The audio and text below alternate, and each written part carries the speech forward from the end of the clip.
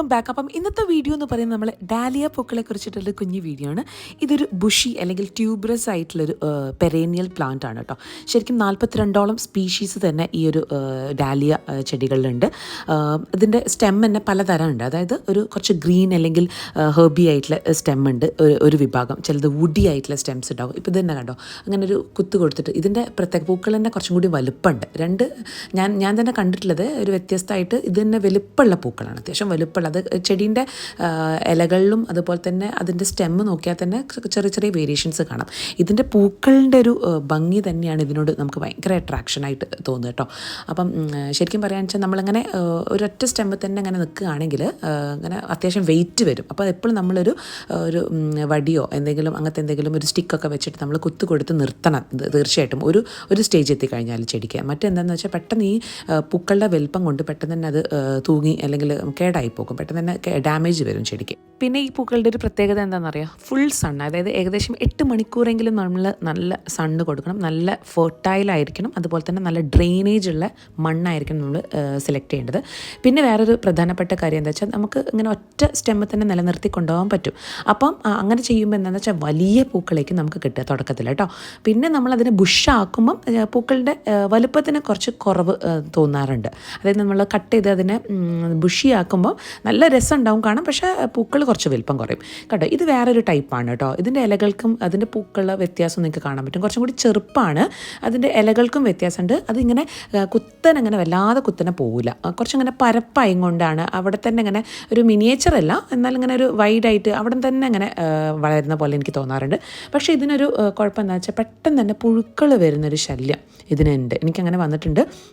അതുകൊണ്ടാണ് ഞാൻ നിങ്ങളോട് പറഞ്ഞു കേട്ടോ, ഒരുപാട് പുഴുക്കളെ ശല്യം എനിക്ക് കാണാം. നമ്മൾ കറിവേപ്പിലയിലൊക്കെ വരൂലേ ഈ നമ്മളെ എന്താ പറയുക പൂമ്പാറ്റകളുടെയൊക്കെ പുഴുക്കൾ, അതുപോലെ അതിപ്പം നമ്മൾ നനയ്ക്കൊക്കെ ചെയ്തിട്ടപ്പം ഒക്കെ ചെക്ക് ചെയ്തിട്ടുണ്ടാവേ.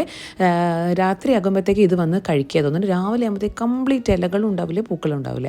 അപ്പോൾ അത് ഭയങ്കര ഒരു പ്രശ്നമായിട്ട് എനിക്ക് തോന്നിയിട്ടുണ്ട് കേട്ടോ. അപ്പോൾ അതിന് നമ്മൾ എങ്ങനെയാണ് ശരിയാക്കുക വെച്ചാൽ അതിനെ എടുത്ത് മാറ്റുക എന്നുള്ളത് തന്നെയാണ്. പുഴുക്കളില്ല എന്നുള്ളത് നന്നായിട്ട് ചെക്ക് ചെയ്യുക. വെച്ചാൽ ഈ പച്ച ഇലേൻ്റെ അതേപോലെ തന്നെയായിരിക്കും പുഴുക്കളുണ്ടാവുക അതിൻ്റെ മേലെ. ഞാൻ നിങ്ങൾക്ക് കാണിക്കാം അതിൻ്റെ ഒരു പ്രശ്നം. അതെനിക്ക് ഭയങ്കര ഒരു പ്രശ്നമായിട്ട് തോന്നിയിട്ടുണ്ട്. പക്ഷേ പൂക്കൾ നല്ല അടിപൊളിയാണ് കേട്ടോ, കുറച്ചും കൂടി ചെറുപ്പാണ്. അത് നിങ്ങൾക്ക് കണ്ടാൽ തന്നെ മനസ്സിലാവും. നമ്മൾ നേരത്തെ കണ്ട പൂക്കളും ഇപ്പം കണ്ട ഈ പൂക്കളിലും ചെടി ഡാലി തന്നെയാണ്, പക്ഷേ അതിലൊരു അങ്ങനെ ചെറിയൊരു വേരിയേഷൻസ് നമുക്ക് കാണാൻ പറ്റും.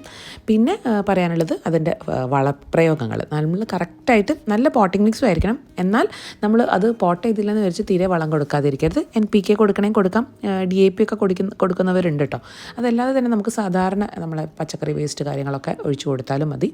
പിന്നെ ഇതിൻ്റെ പോട്ടിംഗ് മിക്സിൻ്റെ കാര്യം എന്ന് പറയുകയാണെങ്കിൽ 50% ഗാർഡൻ സോയിൽ. ഈ ഗാർഡൻ സോയിൽ നമുക്ക് വേണമെങ്കിൽ 50% ഒരു 20% നമുക്ക് അതിനകത്ത് നല്ല മണൽ ആഡ് ചെയ്യാം. അത് വളരെ നല്ലതാണ്. പക്ഷേ നഴ്സറിയിൽ നിന്ന് കിട്ടുന്ന മണ്ണിൽ നിന്നും ചിലപ്പോൾ ഭയങ്കര പശർമയായിരിക്കും. പക്ഷേ ഈ ബിഗിനർ ആയിട്ടുള്ള ആൾക്കാരൊന്നും ഒരിക്കലും അത് ആ മണ്ണ് പെട്ടെന്ന് ഇളക്കി ഇങ്ങനെ മാറ്റരുത് കേട്ടോ. പെട്ടെന്ന് തന്നെ ഫുള്ള് ചെടി ഡാമേജ് ആയി പോവേ. തുടക്കത്തിലൊക്കെ എനിക്ക് അങ്ങനെ പറ്റിയിട്ടുണ്ട്. ഈ മണ്ണ് വലിയ കുഴപ്പമില്ല, അത്യാവശ്യം അവരെന്നെ ഈ നഴ്സറിക്കാരനെ അവരെന്നെ പിടിപ്പിച്ചിട്ട് ചെയ്തിട്ടുള്ള ഇതാണ്. അല്ലാതെ അങ്ങനെ ടൈറ്റായിട്ടുള്ള മണ്ണുണ്ടാവും, അതിന് ഈ വേരുകൾക്ക് പോലും വായുസഞ്ചാരം ഇല്ലാത്ത ടൈപ്പ് മണ്ണ്. അങ്ങനത്തെ മണ്ണ് നന്നായി ശ്രദ്ധിക്കണം, പെട്ടെന്ന് തന്നെ ചെടി ഡാമേജ് ആയി പോകുന്നത് കാണാൻ പറ്റും. നമ്മൾ പോട്ട് ചെയ്യാനൊക്കെ നമ്മൾ ഇതുപോലെയൊക്കെ പോട്ട് ചെയ്യും, പക്ഷേ മണ്ണിൻ്റെ ഒരു കുഴപ്പം കൊണ്ട് ചെടി ഒരുപാട് നമുക്ക് ലാസ്റ്റ് ചെയ്യില്ല. അപ്പം കഴിയുന്നതും നമ്മൾ പ്രിപ്പയർ ചെയ്യുന്ന മണ്ണ് എപ്പോഴും എന്താണ്, കുറച്ച് മണൽ കൂടിയ മണ്ണ് നോക്കുക. അതായത് 50% അങ്ങനെ ചെയ്യുക. ബാക്കി 50% പറയുന്നത് നമുക്കെന്ത് ചെയ്യാം, നല്ല എന്താ പറയുക, കമ്പോസ്റ്റ് എന്ത് വേണമെങ്കിൽ ചാണപ്പൊടിയൊക്കെ ഉപയോഗിക്കാം. പിന്നെ അതിൻ്റെ അകത്ത് നമുക്ക് നീം കേക്ക്, അതായത് നമ്മളെ വേപ്പിൻ പിണ്ണാക്ക് വളരെ നല്ലതാണ് കേട്ടോ. അതിലൊരുപാട് മൈക്രോ ന്യൂട്രിയൻസ് അതുപോലെ തന്നെ ആൻറ്റി ഫംഗൽ പ്രോപ്പർട്ടിയും അതിന് ഉണ്ട്. അപ്പോൾ അത് വേപ്പിൻ പിണ്ണാക്ക് ആദ്യമേ തന്നെ നമ്മൾ പോട്ട് ചെയ്യുമ്പോൾ തന്നെ കൊടുക്കുന്നത് വളരെ നല്ലതാണ്. എന്നിട്ട് അതിന് ശേഷം നമ്മൾ കുറച്ച് നനച്ച് ഒരു 2-3 ഡേയ്സ് നമ്മൾ ഷെയ്ഡിൽ വെച്ചതിന് ശേഷം നല്ല സൺലൈറ്റിലേക്ക് നമുക്ക് എക്സ്പോസ് ചെയ്യാം. പിന്നെ നമ്മൾ നന കൊടുക്കുമ്പോൾ പ്രത്യേകമായിട്ട് കാര്യം ശ്രദ്ധിക്കണം. ഇതിൽ വേഗം തന്നെ ഈ ഫംഗസ് ഡിസീസ് പെട്ടെന്ന് വരും. അതെന്താ വെച്ചാൽ നമ്മളെപ്പോഴും ആ ഇലകളോടുകൂടി നമ്മൾ നനയ്ക്കും. ഇലേൻ്റെ മേലൊക്കെ നന്നായിട്ട് വെള്ളമാവും. അപ്പം എപ്പോഴും നമ്മൾ ഇലകൾ അതിൻ്റെ ഫോളിയേജ് എപ്പോഴും ഡ്രൈ ആയി വെക്കാൻ വേണ്ടി ശ്രദ്ധിക്കണം കേട്ടോ. അല്ലെങ്കിൽ എന്താ പ്രശ്നം വെച്ചാൽ പെട്ടെന്ന് തന്നെ ഫംഗസ് വരും. അതുപോലെ തന്നെ നമ്മളെപ്പോഴും സോയിൽ കറക്റ്റായിട്ട് ഈവനായിട്ട് മോയിസ്റ്റായിട്ട് വെക്കാൻ വേണ്ടി ശ്രദ്ധിക്കുക. എന്താ വെച്ചാൽ എന്നാലും നല്ല ഹെൽത്തി ആയിട്ടും കോൺസ്റ്റൻ്റ് ആയിട്ടുള്ള ഗ്രോത്ത് നമുക്ക് കിട്ടുള്ളൂ. പിന്നെ ഞാൻ നേരത്തെ പറഞ്ഞല്ലോ, പൂക്കൾ പൂക്കളിൽ പുഴുക്കൾ വരുന്ന പ്രശ്നം. അതാണ് ഈ കണ്ടോ, പുഴു ശരിക്കും നമ്മളെ ഇലേൻ്റെ അതേ കളറിൽ തന്നെയാണ്. അപ്പോൾ നമുക്ക് മനസ്സിലാവും പോലും ഇല്ല. നമ്മൾ വൈകിട്ട് കഴിയുന്നത് നമ്മൾ രാവിലെ നനയ്ക്കുന്ന കേട്ടോ നല്ലത്. വൈകിട്ടൊക്കെ നനച്ച് കഴിഞ്ഞാൽ വേഗം വൈകിട്ട് നനയ്ക്കുമ്പോൾ ഫംഗസ് ഡിസീസ് പെട്ടെന്ന് വരും.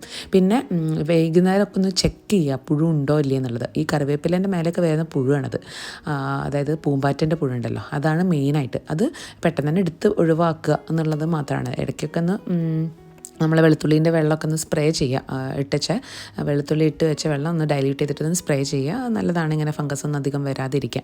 അപ്പോൾ അതാണ് ഈ ഒരു ടൈപ്പ്. പിന്നെ നമ്മൾ നേരത്തെ കാണിച്ചില്ലേ ഞാൻ പറഞ്ഞല്ലോ സ്റ്റിക്കൊക്കെ വെച്ചിട്ട് നമ്മൾ ഫോമാക്കി വെച്ചിട്ടുള്ള ആ ചെടി വളരെ ഇമ്പോർട്ടൻ്റ് ആണ്. നമ്മളതിനെ പ്രൂൺ ചെയ്തിട്ടില്ലെങ്കിൽ, അതായത് പ്രൂൺ ചെയ്യാന്ന് പറഞ്ഞാൽ ഒരു സ്റ്റേജ് കഴിഞ്ഞ്, അതായത് പൂക്കളെ ഒരു സ്റ്റേജ് കഴിഞ്ഞിട്ട് നമ്മളതിന് കൃത്യമായിട്ട് പ്രൂൺ ചെയ്തിട്ടില്ലെങ്കിൽ ചെടി കംപ്ലീറ്റ് ആയിട്ട് ഇങ്ങനെ ഇതുപോലെ മുരടിച്ച് നാശമായി പോട്ടോ.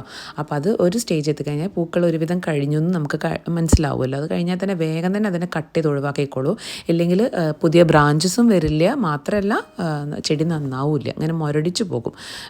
അപ്പോൾ അത് പ്രത്യേകം ശ്രദ്ധിക്കുക. പിന്നെ അതുപോലെ ഇലകളിലൊക്കെ ഇങ്ങനെ ഒരു വെള്ള കളറ് കാണുന്നുണ്ട്. അപ്പോൾ അത് മുരടിപ്പ് രോഗം വന്നതാണ്. അതെന്ന് വെച്ചാൽ നമ്മളൊരു സ്റ്റേജ് കഴിഞ്ഞപ്പോൾ അതിനങ്ങനെ നിലനിർത്തി കഴിഞ്ഞാൽ ആ ഒരു ചെടീൻ്റെ ഫുൾ ഇത് മുഴുവൻ എന്താ പറയുക അതിലേക്കാണ് കോൺസെൻട്രേറ്റ് ചെയ്യുക. ഈ പൂവ് നശിക്കുന്ന പൂ കേടായി പോയല്ലോ, അപ്പോൾ അതിലേക്കാണ് കോൺസെൻട്രേഷൻ വരിക. പുതിയ തളിർപ്പുകളോ ബ്രാഞ്ചസോ ഒന്നും അടിയിൽ നിന്ന് വരില്ല.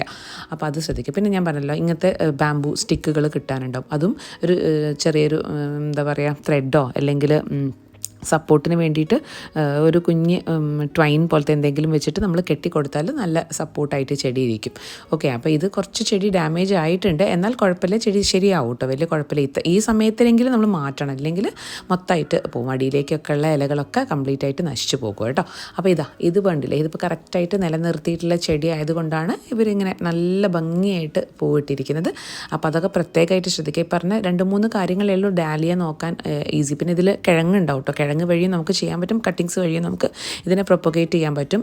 അപ്പോൾ അതൊക്കെ അങ്ങനെയൊക്കെ ചെയ്യാം. അപ്പോൾ കട്ടിങ്സ് വഴി പ്രൊപ്പഗേറ്റ് ചെയ്തത് വേറൊരു വീഡിയോയിലായിട്ട് ഞാൻ കാണിച്ചു തരാം എങ്ങനെയാണ് അത് ചെയ്യുന്നതെന്ന്. അതിപ്പം തുടക്കക്കാർക്കൊക്കെ വളരെ ഹെൽപ്ഫുൾ ആവും. ഇവിടെ നിന്നെങ്കിലും ഒരു കട്ടിങ് കിട്ടുകയെന്ന് വെച്ചാൽ നമ്മൾ എന്തൊക്കെ കെയർ കൊടുക്കണം, പെട്ടെന്ന് തന്നെ വേര് പിടിക്കാനും അങ്ങനെയുള്ള കാര്യങ്ങളൊക്കെ അതിൽ പറയാം.